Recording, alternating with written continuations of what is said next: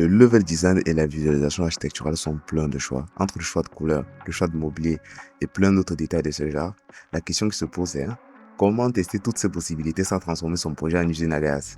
Alors, bienvenue, je m'appelle Joseph Frank et aujourd'hui nous allons parler du Variant Manager sous le Unreal Engine 5. Ok, sans plus tarder, nous allons donc passer à la démonstration. Nous voici donc dans notre viewport et on va commencer ici ce que le Variant Manager nous propose. Pour commencer, nous avons la possibilité de créer des variantes de couleurs.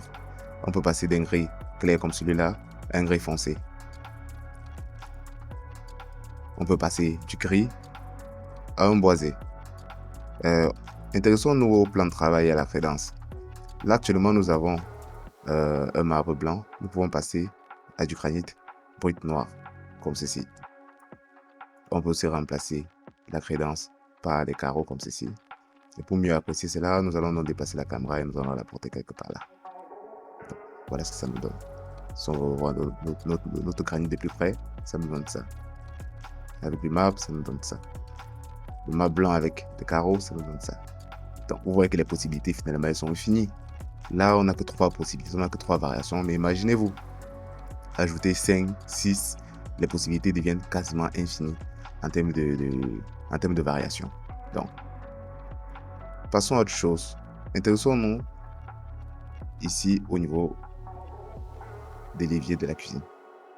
Nous pouvons nous apporter un changement à ce niveau-ci aussi, en remplaçant ce mesh-là par celui-ci par exemple. Pour répondre à des besoins d'esthétique ou encore à des besoins de fonctionnalité, nous avons la possibilité de proposer plusieurs choix. Assez rapidement toujours, à chaque fois en un seul clic. Déplaçons à nouveau de ce côté-ci. Ici, nous avons notre plaque de cuisson. En fonction des goûts et des styles,